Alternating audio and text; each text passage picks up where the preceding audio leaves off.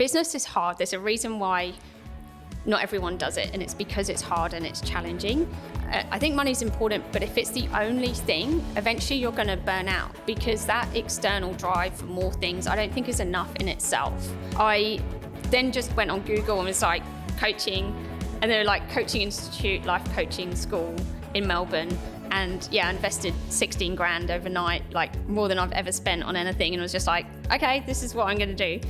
Yeah, it sounds crazy, but it was literally just asking myself different questions. There's a lot of talk about revenue in the small business community, making as much as possible. But if you're not profitable then, and you can't pay yourself appropriately, then, you know, it's going to be really hard. The hardest thing when I'm working with small business owners is we're working on the business. That's what we're doing when we're coaching. But a lot of business owners get so caught up in the day-to-day, those one or two things get put by the wayside. They just need to be done. And that's what I find the mistakes that a lot of business owners make. Are you curious about how to spend your life doing what you were born to do? The things that truly light you up and come naturally to you? Well, you're listening to the right podcast. I'm Joseph Bobadilla, and I'm a creative business owner running a content creation agency. On the From the Inside Out podcast, we'll meet and interview high performers from all walks of life. If they've got a great story of how they've built something or are simply thriving, doing what comes from the God-given dreams, talents, and gifts that are inside of them, that's who we're going to talk to. So together, let's find out what it takes and the rewards of building your life from the inside out. Good morning, Jade. Good morning. How have you had your weekend? What have you been up to? Oh, I had a great weekend. Went out to a vineyard out near Dayborough. Family, friends, eating lots. Ate on Friday as well, actually. It was definitely an eating weekend. Oh, was it? So pretty good.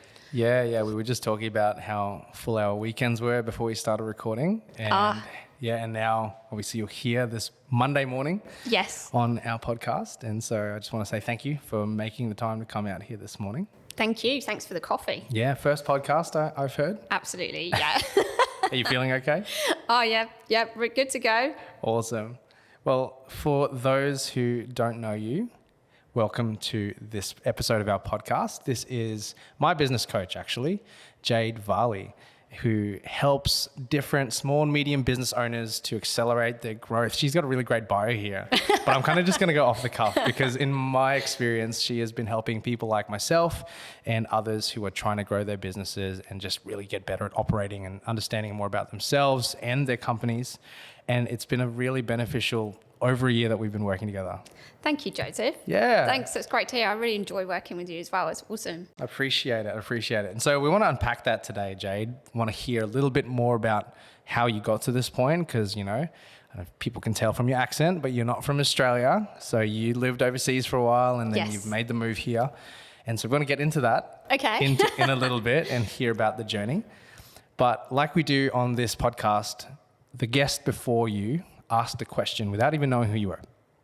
And I think it's a really apt question to have asked because they didn't know you were a business coach, but they wanted to know, what are your processes for managing cash flow? Okay. Well, you'd know, Joseph, I'm a little bit of a nerd in this regard in that I quite like spreadsheets.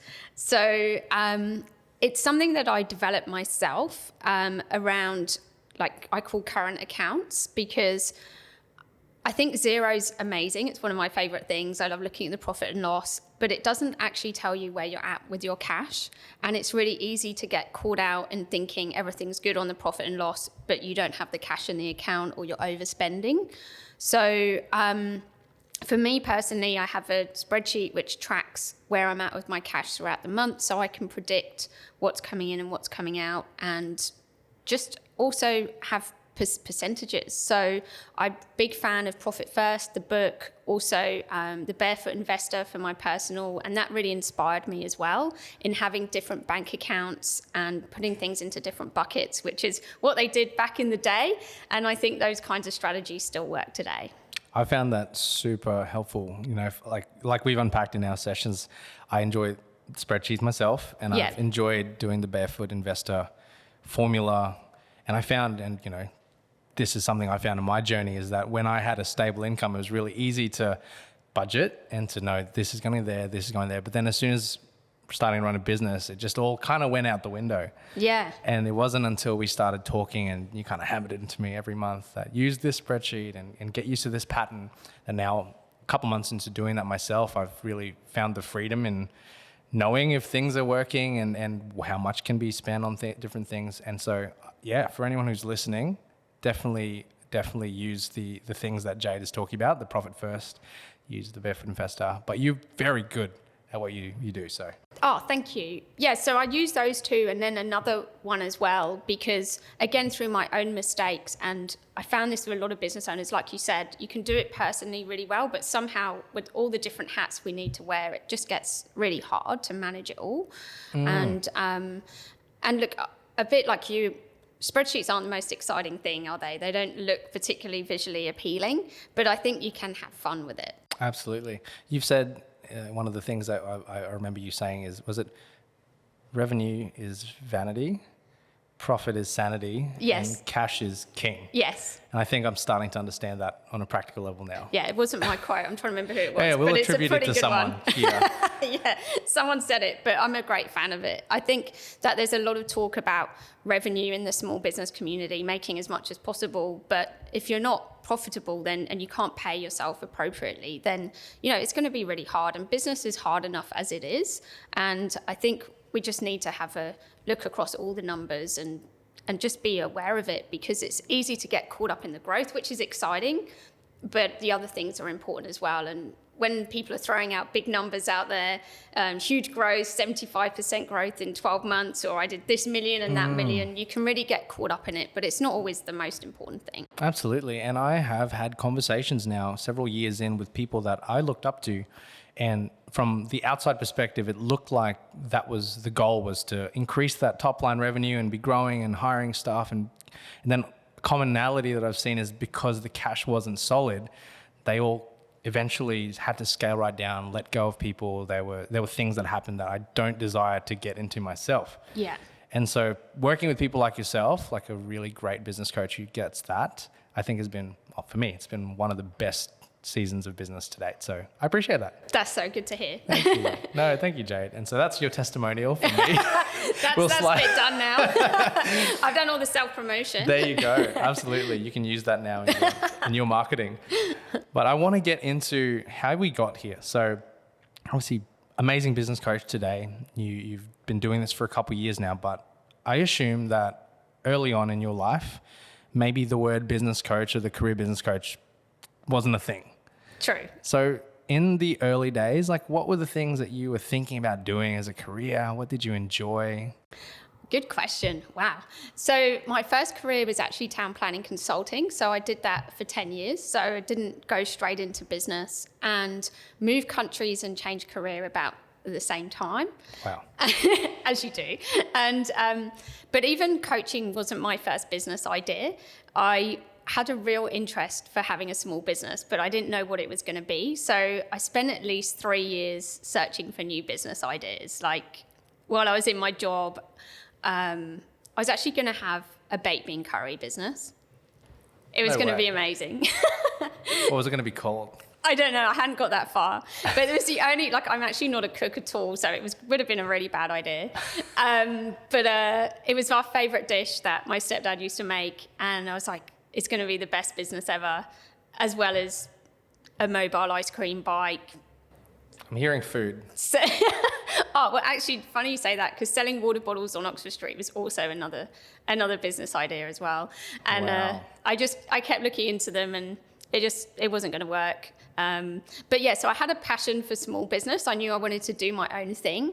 I just didn't know what it was. And it was only when I moved to Australia and I was going through this stage in my career where I was really looking for something more meaningful, something that I felt like was more purposeful, something that really mattered to me. And I just couldn't see that happening over the long term in town planning. I'd really just come to the end of the road. What were some of the things that you identified that maybe made you go, maybe town planning isn't the end goal? It was a values conflict, I think. I was very driven. I've always been very career driven. So I really wanted to succeed. I got to associate director in London. I was really at that stage where it was going to be even more of a management role. but I can't put my finger on it. I just didn't feel like it was something I could see myself doing for the rest of my life. Like, I wanted to make a difference. And now looking back, I think every career makes a difference. It solves a problem for people. It helps people. There's no one ideal career, but it wasn't personal enough. Like, I love working with people, and town planning is a lot of report writing, a lot of planning law encyclopedias, I just wanted to get out and meet people. Sure thing. If you don't mind me asking, how did you actually get into the town planning career to start with? Well, that was a little bit unusual as well. So I did a degree in human geography. I was really interested in, it's all about socioeconomic factors, globalization, the slave trade, developing countries, like all different human social factors. And I needed to get a job. I didn't know what I wanted to do. So I worked for this charity, the environmental law charity. I volunteered for 4 months, and all the problems were town planning related, and we couldn't help. So they were like, you need to get a town planning job. I was like, okay. So I traveled like an hour and a half across London for this interview, and I went for this assistant town planner role, and they were like, well, you don't have the qualifications or experience, so we can't employ you to be a town planner. And I was like, So they were like, we'll pay for you to do a course. And that's what happened. They paid for me to do a master's in town planning a day a week. And I worked the other 4, and super grateful. Awesome. I'm sure that's very valuable experiences you got out of it. And I guess sometimes that does happen. It's a circumstance that just causes us to just happen to be in a career for a bit. Yeah. But then you said you moved to Australia, and then you wanted to really step into that idea of, how much you love small business. So what happened there? What was the shift in deciding to, I guess, move and then also change the career? When I was in London, it was pretty long hours, very stressful, working on amazing big development projects with big house builders. And I thought, well, there's pros and cons at the same time, and I didn't know if it was the pressure of the working hours and the stress of the job that was gearing me towards a new career, or whether it was something else. And that's what I really needed to try in a new country. So Brisbane, you're walking to work, you've got the sunshine, work-life balance, you're like, woohoo, this is awesome.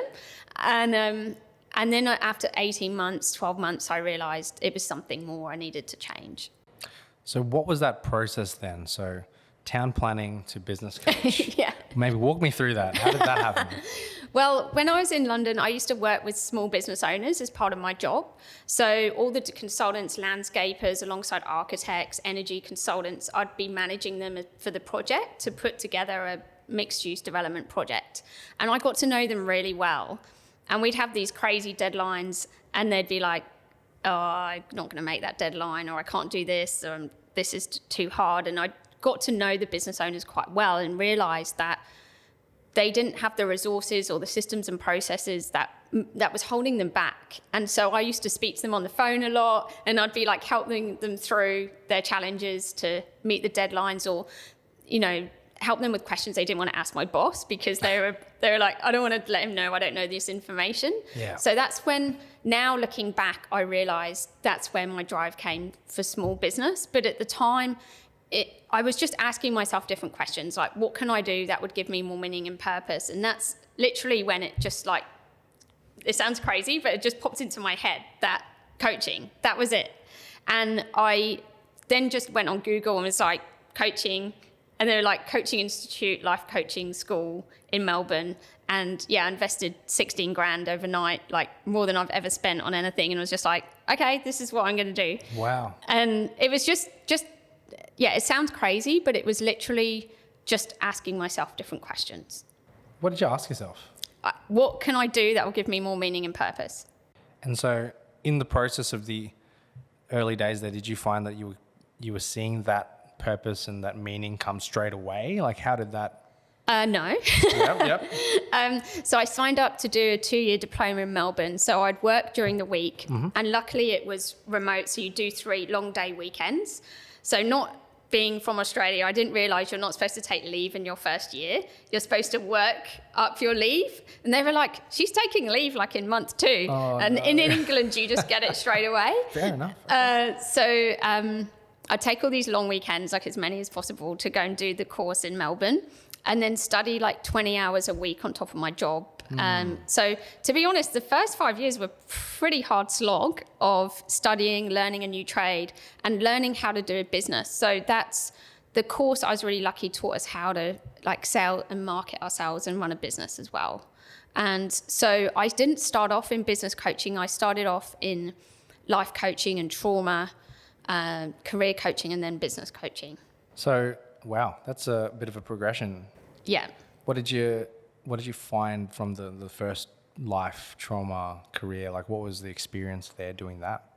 So for me, it was all about making a difference and helping people. So whether it was business or personal didn't really matter to me. I just wanted to help people.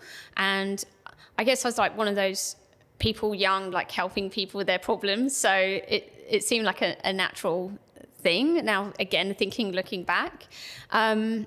So the trauma was, I learned these really cool techniques, and I know it's a bit out there. NLP is not, mainstream, but I learned this technique called deep state repatterning, where you can actually go back and help people with traumatic memories from things that have happened to them in their childhood, and had some really great breakthroughs just changing people's memories, helping them. Your brain's like a computer, so you can edit, delete, redraft, and you can literally remove that emotional pain in the body. So I did that for quite a few years.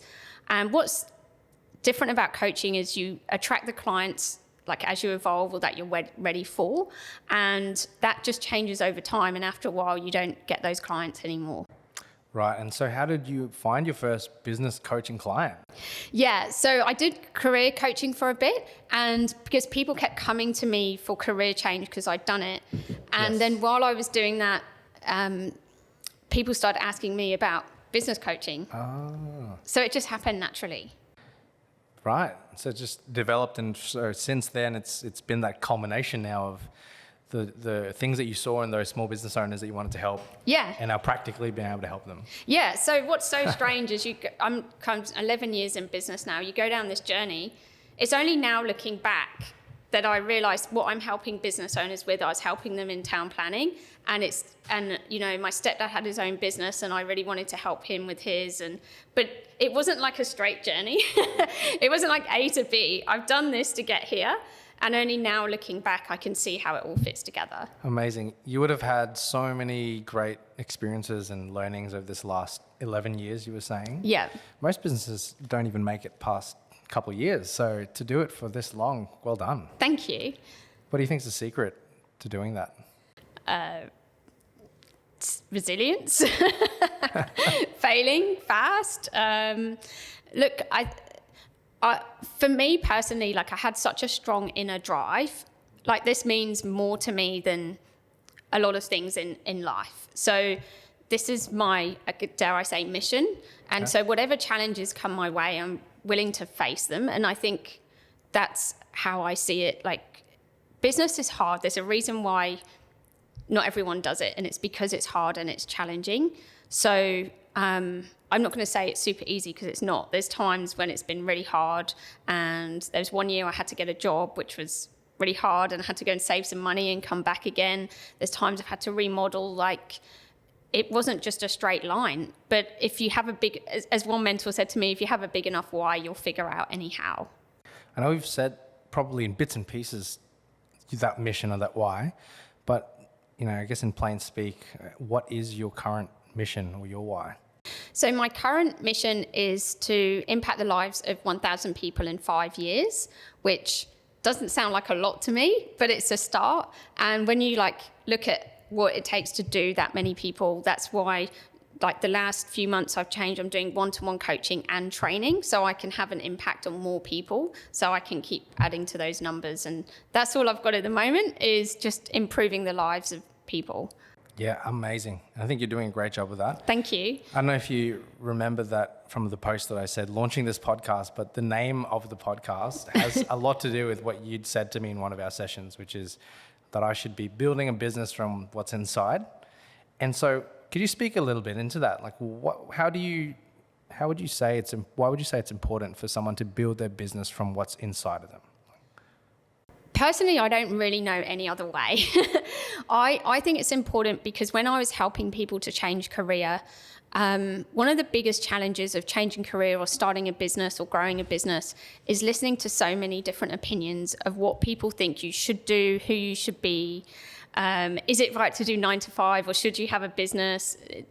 And eventually you have to find your own voice. And that's really hard. But if something comes from within, it's more solid, like it's more grounded. Like you can't change that. And I think that your natural inner journey is what people really want to hear about. Like that's your passion, your love for what you're doing. So I just think it will have more sustainability in the long term because you're not being driven by outside forces, you're being driven by your own vision. So what's the balance then? So obviously we want to be inspired by people who are ahead and we're doing big things, and obviously we want to stay true to ourselves. Like, what's the balance between that intrinsic motivation or also the external motivation there? Good question. I am a huge fan of, like, I've had several coaches and mentors and courses and books. Like, I've got a big bookshelf, so I'm not doing this alone. Like, I don't know everything. There's so much to learn, and I really believe in learning. So it's not all that practical stuff you need. I think your why needs to be personal, but the practicality of how to get there, you need to have other people around you to use the practical. Business is practical. There's certain ways of doing business that work and certain ways that don't. So you do need the practical input. I just think we need to be careful of getting too caught up into people's lives and comparing ourselves and saying that's how we should do it and that's a better way. It might not be a better way, it's just a different way. And I think finding your own path for what you want is what will help you in your longevity. Amazing. Have you seen in your journey of working with different people, maybe they're not even people you've coached, but have you seen a difference between those who started something out of a real drive or passion and some who have started business because it was a good opportunity or could generate an income and it wasn't about the doing of the thing, but more about just having a business? Have you seen a difference in that? Well, I think so. I think absolutely in some of the professions, all the time, and they tend to burn out eventually because they don't eventually find that inner connection again, because it becomes all about, and I'm not saying that money isn't important. I think it is. We need money. I like money. I like buying nice things. So I think money's important, but if it's the only thing, eventually you're going to burn out because that external drive for more things, I don't think is enough in itself. And so if you don't have that connection to your business, to your team, do you really want your team to improve? Do you have a drive for making their life better? If there's no kind of, it's just something that's shallow, then they're going to burn out and they're not going to have a happy culture. And it's going to affect their success eventually. What's the secret of having something that's like an inside driving passion that's personally, and what's the secret to conveying that into an effective vision that people can buy into? Like, I don't know. What do you think, Joseph? Ooh, this isn't a coaching session, Jade. My podcast. You can ask me that tomorrow. No, I mean, for me, I'm really finding that I think the care factor for the team is important. I think in general, I want to know that the people who are working with me aren't just doing it because it's for money, or I want to know that there's people that I get to work alongside that are passionate. And I think the journey for me now is how do I convey what I'm seeing in the future to what's happening now, and kind of bridging the gap between here's what I'm seeing we can do and here's what's happening right now. I think that's like the journey maybe everyone goes through. But I think now I know. Tangible question there. I know where you're coming from now. Yeah. So I think what I usually say to people is like you can have like a blurry 5-year vision. So you've got like an idea of where you're heading, but it's not going to be firmed up. But in terms of our mindset, we can only really properly plan for 12 months ahead. So you can have a real good solid plan 12 months ahead, but having a firmed up vision beyond that is actually quite hard. So there's an element of you can only see what you can see. You can only do with what you've got now. So operate from where you're at now, have that furry vision, but don't worry too much about it. Very good. And that's why I've again, going all the way back to that first question about the cash flow. I think that's what I've been learning, is to wrap my head around what's going on now and kind of use that as the pathway. Absolutely. A little bit. Yeah. It's so easy to get, as I was saying earlier, to get caught up in the next level or the next business or the next thing. And that is important in a vision. But, step by step, if that's the staircase, one step at a time. And I've met so many people now who have different goals. And so I think for me, it's trying to find the people that I can align with, I like their values and I like what they're doing in their culture, and going, I think that is a model, but it's not the model, and just taking a learning and applying and testing it, seeing if it works, and then it's taking its own shape. Yeah. Which I'm enjoying the process of at the moment. That's it. Yeah, that's awesome. So what are common mistakes that you would say small business owners especially, are making that they probably don't need to? I think, look, this is one of the biggest challenges of small business, is wearing 6 to 8 hats. And whether you're a sole trader or even when you have a team, that team still needs to be trained and managed. And so there's a lot of responsibility. But the hardest thing when I'm working with small business owners is we're working on the business. That's what we're doing when we're coaching. And there's generally between, 3 or top 3 actions that will make the biggest difference in that person's week. So it might only be 1 or 2 things. It might be just doing recruitment or just doing the one thing. And if they just did that one thing that made the biggest impact, in a week's time, their business would be moved forward. But a lot of business owners get so caught up in the day-to-day general, which is hard, that those 1 or 2 things get put by the wayside, and they don't always take a long time. It's just, they just need to be done. And that's what I find is the most challenging, and the mistakes that a lot of business owners make. Bit of the eat the frog type situation? Yeah, probably is. Yeah, because it feels it's uncertain, it's overwhelming, and it seems scarier when it's just a matter of getting started. Yeah. One of my favorite things that you've imparted to me is 1% better every day is 38% better in a year. Yes. We checked the maths on this, didn't didn't we? check the maths on that. And I think that's been a huge learning for me. And I think for me, since we started working, again, plug for Jade Varley coaching training. I love all these testimonials. Thanks, Joseph. This is just one long testimonial for Jade Varley, which is great. Is that you've helped me to increase the speed from decision to action. I think it's been huge. Well, I say this to all my clients, so I'm a little bit and you're doing most of it. So, I can't make people do stuff. I'm just there as the guide. So good for you. Thank you. Who would you say are your current, I don't know, don't have to necessarily name them if it's too close to home, but mentors or influences in your business life at the moment? I'd say I've always had coaches, like huge courses, books. I'm trying to think. I've just bought a book actually called The Wealthy Gardener, and I've heard good things about it. So I'll let you know how that is. But I've also recently read The Top 5 Regrets of the Dying. Ooh. I don't know if you've heard of that one. That's a very captivating name. I think I've heard of it. Yeah. Have you finished it? Bronnie Ware, yes. I actually read it for the second time, and it's amazing how much you don't take in the first time. So I read it for a second time, and it's inspiring. Yeah, it's a story of a carer and her real life experiences working in palliative care with people literally in the last few weeks of their life, and their stories of their regrets. And what's the summary? Like, what are the key takeaways you've heard from that book? I wish I'd lived a life truer to myself rather than listening to other people. I wish I hadn't worked so much. I think maybe a different generation are doing stuff they didn't want to do, and just on the path that they wish they hadn't. They wish they'd, spoken up more. Just enjoyed life. One was, I wish I'd allowed myself to be happier. Just at the end, I wish I'd been happier. I wish I'd enjoyed it more.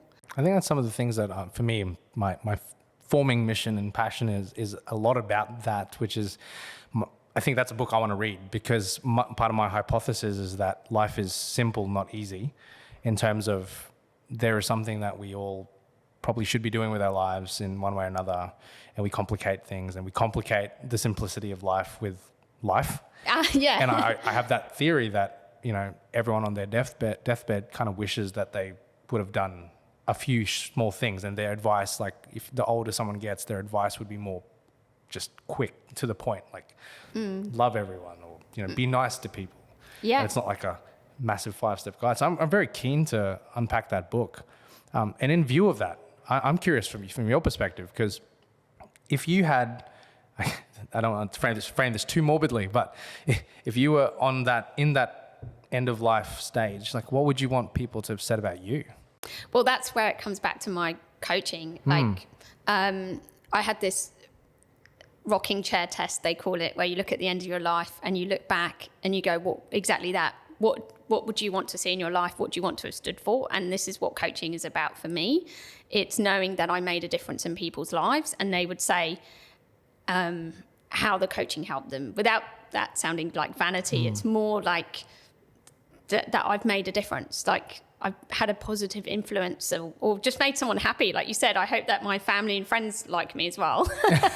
Important stuff, hey? Yeah, just relationships. It's all about relationships for me. As Tony Robbins says, the quality of your life is determined by the quality of your relationships. That's a great quote. Why do you, like in your words, why should someone work with a coach? Whether it's a life coach, a trauma coach, a career, business coach, why? Well, I think everyone has untapped, unlimited potential. And I think for me, it's about helping successful people to become more successful. Like, no matter what you're going through, whether it's trauma or career change or business, that's people that seek out coaching. That's what they're looking for. They just want to be better and improve. And the purpose of a coach is just to assist you along that journey. It's not to tell you what to do. It's just help, nudge me in the right direction. Because for coaches as well, we have coaches, because you don't know what you don't know. It's very hard to coach yourself. Yeah. And it's just having another perspective. Absolutely. I'm curious as well, and again, don't need to hold you to what you're about to say, but is there a point where it's too early to have a coach as a business owner? I don't think so. I've helped a few businesses lately. They're about 2 years in, lately like 1 year in. I don't think so, because, well, for me personally, I have so much to offer someone in their first 5 years, and I think so, not me personally, but from all the resources I've got and the network around me and the people that you can just shortcut your journey. So why go down the long path? And that's was me with the Coaching Institute coaches books.